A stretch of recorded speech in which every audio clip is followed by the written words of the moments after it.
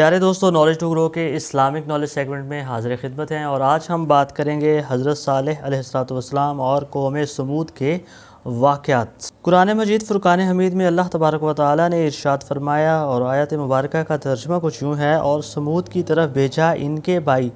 صالح علیہ السلام کو کہ انہوں نے کہا کہ اے قوم، اللہ تعالیٰ کی بندگی کرو اور نہیں ہے کوئی معبود اللہ تعالیٰ کے سوا۔ سمود در حقیقت ایک بہت ہی مالدار جماعت اور گروپ تھا، اور وہ بھیڑ بکریوں اور اونٹوں سے بہت زیادہ مالدار تھے۔ جب قوم عاد کو اللہ تعالیٰ نے اس دنیا سے غارت اور تباہ کیا تو اس کے بعد قوم سمود نے ان کے شکستہ حال مکانوں پر قبضہ کر لیا اور ان کو از سر نو تعمیر کیا، اور یہ قوم بھی کثرت مال اور کثرت اولاد کی وجہ سے گمراہ ہوئی۔ وہ اپنی دولت کے غرور پر بہت ہی نازاں رہتے تھے اور بتوں کی عبادت میں مشغول اور مصروف رہتے تھے، ظلم و فساد کثرت سے کرتے تھے۔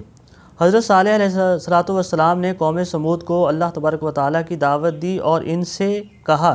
کہ اے قوم، اقرار کرو کہ اللہ ایک ہے اور اس کا کوئی شریک نہیں ہے۔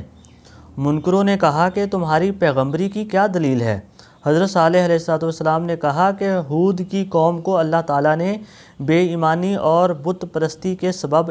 ہلاک کیا، اور مجھے اس کے بعد اللہ تعالیٰ نے اپنا خلیفہ بنا کر تم پر بھیجا۔ قوم سمود کے سردار بولے کہ اے صالح، اگر تم اللہ تعالیٰ کی طرف سے پیغمبر بنا کر بھیجے گئے ہو تو ہم کو کوئی معجزہ دکھاؤ۔ حضرت صالح علیہ السلام نے کہا کہ تم بتاؤ کہ کیا معجزہ دکھاؤں؟ یہ بات سن کر وہ آپس میں مشورہ کرنے لگے۔ پھر کچھ دیر بعد حضرت صالح علیہ السلام سے کہنے لگے کہ تم یہ معجزہ دکھاؤ کہ ایک اونٹنی اس پتھر سے نکلے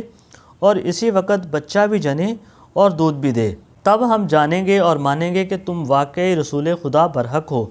یہ گفتگو ہو رہی تھی کہ اسی دوران حضرت جبریل امین تشریف لائے اور کہا کہ اے صالح، تم اس قوم سے اقرار کر لو اور ان سے کہو کہ اللہ تبارک و تعالیٰ کے حکم کے بغیر وہ کبھی بھی اونٹنی کو ماریں گے نہیں، اور اس کے دودھ کے سوا اس سے اور کوئی فائدہ نہیں لیں گے، کیونکہ وہ ان پر حلال نہیں ہے، یعنی اس کو بار برداری یا کھیتی باڑی وغیرہ کے کاموں میں استعمال نہیں کریں گے۔ پھر حضرت صالح علیہ السلام نے ان سے اقرار لیا، اور اس اقرار کے بعد حق تعالیٰ کا حکم ہوا کہ اے صالح، تم دعا کرو اور میری قدرت کے نظارے دیکھو کہ میں نے تجھ سے 4000 سال پہلے ایک اونٹنی اس پتھر کے اندر پیدا کر رکھی ہے تاکہ تیرا معجزہ ظاہر ہو اور تیری پیغمبری کی دلیل مضبوط ہو۔ پھر حضرت صالح علیہ السلام نے اللہ کی بارگاہ میں دعا کی اور تمام مومنین نے آپ کی دعا پر آمین کہا۔ اتنے میں ایک عجیب سی آواز اس پتھر سے نکلی، اور اسی گھڑی ایک اونٹنی نہایت ہی خوبصورت اس پتھر کے نیچے سے نکلی، اور وہ اتنی حسین اور خوبصورت تھی کہ اس جیسی اونٹنی سارے عالم میں، ساری دنیا میں کوئی دوسری نہ تھی۔ پھر دوسری گھڑی میں اس نے ایک بچہ دیا، اور اس کے پاس تازہ گھاس بھی نظر آئی جو اونٹنی نے کھائی۔ اللہ کے حکم سے ایک چشمہ جاری ہوا اور ایک چراگاہ بھی پیدا ہوئی۔ اونٹنی اس میں چرنے لگی۔ اس قوم میں 7 قبیلے تھے، اور 7 قبیلے اس چشمے سے پانی پیتے تھے، اور پانی کم نہ ہوتا تھا۔ حضرت صالح علیہ السلام نے اس قوم سے کہا کہ تم لوگ اس کا دودھ پیو۔ بس 7 قبیلے جو تھے اس کا دودھ دھو کر گڑھے اور مشکیں بھر بھر کر اپنے گھر لے جاتے تھے۔ اللہ تعالیٰ نے صالح علیہ السلام کو فرمایا کہ اپنی قوم سے کہہ دو کہ پانی اس چشمے کا ایک روز تو اونٹنی پیے گی، اور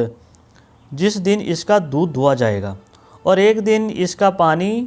قبیلے والے استعمال کریں گے جس دن اس کا دودھ نہیں دھوا جائے گا۔ تو اللہ تعالیٰ نے جیسا کہ حکم فرمایا، ترجمہ کچھ یوں ہے، اور کہا یہ اونٹنی ہے، اس کو پانی پینے کی ایک دن باری ہے اور تمہاری باری دوسرے دن کی مقرر ہے، اور اس اونٹنی کو کس طرح سے چھیڑنا مت، ورنہ تم کو ایک بڑے دن کی آفت گھیر لے گی۔ اللہ تعالیٰ کی قدرت سے اونٹنی پتھر سے پیدا ہو کر حضرت صالح علیہ السلام کی دعا سے چرتی پھرتی تھی، اور جس جنگل میں وہ اونٹنی چرنے جاتی تو اس جنگل کے سب مویشی بھاگ جاتے، دور چلے جاتے، کنارے پہ چلے جاتے، اور جس تالاب سے وہ پانی پینے جاتی تو سب مویشی وہاں سے دور چلے جاتے۔ تب ایک مشورہ کیا لوگوں نے، اور یہ بات طے پائی کہ ایک دن پانی اونٹنی پینے جائے گی اور دوسرے دن ان لوگوں کے مویشی جائیں گے۔ اس کے بعد حضرت صالح علیہ السلام نے قوم سمود سے کہا کہ خبردار رہنا، اور یہ اونٹنی اللہ تعالیٰ کی ہے، اس کو کسی قسم کی چھیڑ چھاڑ مت کرنا، اس سے کوئی تکلیف مت دینا، ورنہ اس کی پاداش میں سزا کے طور پہ اللہ تبارک و تعالیٰ تم کو سخت عذاب دے گا۔ یہ بات حضرت صالح علیہ السلام کی سن کر وہ لوگ اس اونٹنی سے پیار کرنے لگے، پیار کرتے تھے اور بہت ہی حفاظت سے رکھتے تھے، اس کا دودھ دھوتے تھے اور اس کے دودھ سے فائدہ لیتے تھے، اور اس کی وجہ سے وہ اور بھی زیادہ مالدار ہو گئے تھے۔ اور اس طرح کے حالات تقریباً 400 سال تک چلتے رہے۔ پھر ایک روز حضرت صالح علیہ السلام نے فرمایا کہ اس مہینے کے اندر ایک لڑکا پیدا ہوگا، وہ اس قوم کی ہلاکت اور بربادی کا سبب بنے گا، اور بالکل ایسے ہی ہوا۔ اور اتفاقاً کچھ یوں ہوا کہ وہاں پہ جو لوگ حاضر تھے ان میں سے کافی سب کی ہی بیویاں حاملہ تھیں، اور اللہ کی مرضی سے اسی مہینے میں انہوں نے بچوں کو پیدا کیا۔ اور جو مومنین تھی، ایمان لانے والی تھی، انہوں نے اپنے بچوں کو ہلاک کر دیا، مار دیا کہ کہیں یہ قوم کی ہلاکت کا باعث نہ بنے، سوائے ایک عورت کے کہ اس نے اپنے بیٹے کو ہلاک نہیں کیا، اس نے اس کو پالا پرورش کی اور وہ بڑا ہو گیا۔ تو جب وہ بڑا ہو گیا اور وہ ان کی بات دوسری عورتوں کو بھی دکھ ہوا، تو وہ قبیلے میں ایک بغاوت پھیل گئی، اور انہوں نے کہا کہ حضرت صالح علیہ السلام کی بات سچ ثابت نہ ہوئی تو اس وجہ سے ان سب کا جو ایمان اس اونٹنی اور حضرت صالح علیہ السلام سے ہٹ گیا۔ اور وہ جو لڑکا تھا وہ جوان ہوا، اس کا نام قدار تھا، اور ایک شخص اس کا نام مصداع تھا، اس کے ساتھ مل کر اور ہر قبیلے سے ایک آدمی کو ساتھ لے کر وہ باہم متفق ہوئے۔ انہوں نے شراب نوشی کی، بہت ساری شراب پی، اور شراب پینے کے بعد اونٹنی کو مارنے کا ارادہ کیا، اور یہ کہا کہ پانی پینے کے لیے جب کنویں کے کنارے پر جائے گی تو ہم لوگ اس کو اسی وقت مار ڈالیں گے، جیسا کہ اس آیت مبارکہ میں ہے۔ اور تھے اس شہر میں 9 شخص خرابی کرتے ملک میں۔ دوسرے روز جب اونٹنی اپنے پانی پینے کے لیے اپنا سر جھکایا تو قدار بن صالح نے آ کر اس کی گردن پر تیر مار کر اس کو زخمی کر دیا۔ اونٹنی نے اس پر حملہ کیا تو وہ سب بھاگ گئے، اور جو مصطع بن دہر تھا ملعون، اس نے پیچھے سے آ کر تلوار ماری اور تلوار سے اس کا پاؤں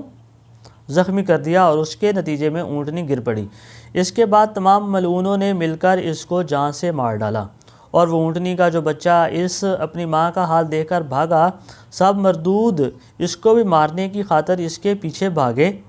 مگر وہ بچہ اسی پتھر میں چلا گیا جس پتھر سے اس کی ماں نکلی تھی۔ سعید بن مسیب رحمۃ اللہ تعالیٰ علیہ سے روایت ہے کہ صالح علیہ السلام کی قوم اگر وہ شراب نہ پیتی تو ہرگز اونٹنی کو نہ مارتے، اور یہ گناہ کبیرہ محض شراب پینے کی وجہ سے ہوا۔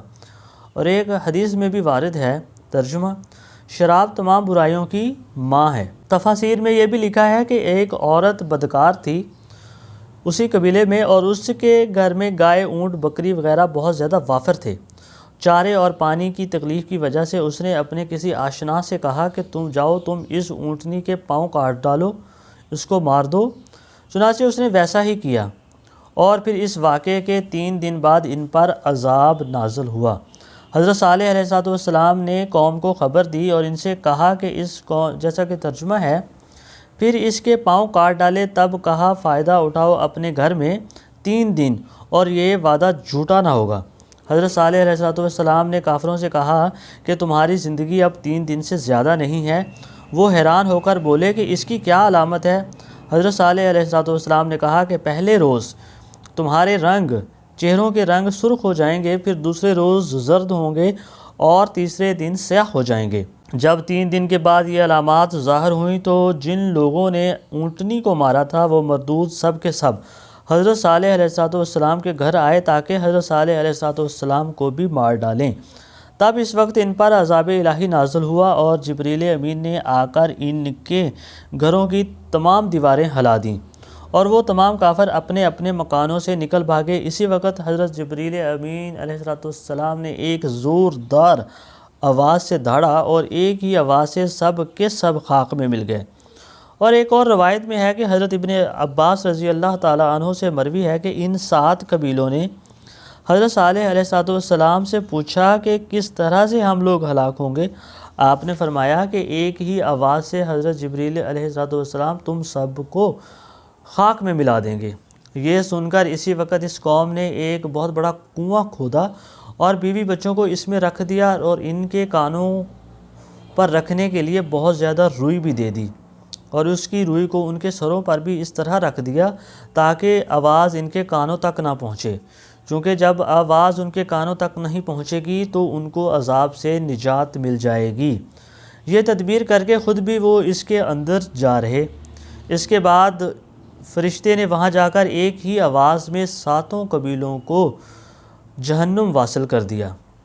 اللہ تعالیٰ نے فرمایا ہے ترجمہ، ہم نے بھیجی ان پر ایک چنگاڑ، پھر رہ گئے جیسے روئی دھنی ہوئی گالے کی مانند،